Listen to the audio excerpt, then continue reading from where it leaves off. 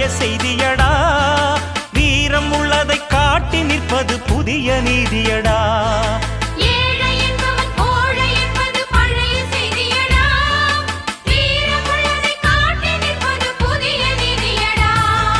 ஊர் கூடி தேரெடுத்தால் வந்து சேரும்.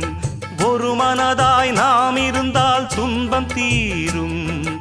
சிறு துளிகள் சேர்வதுதான் வெள்ளமாகும். சிறு ஒளிகள் செதுக்குவதே சிற்பமாகும்.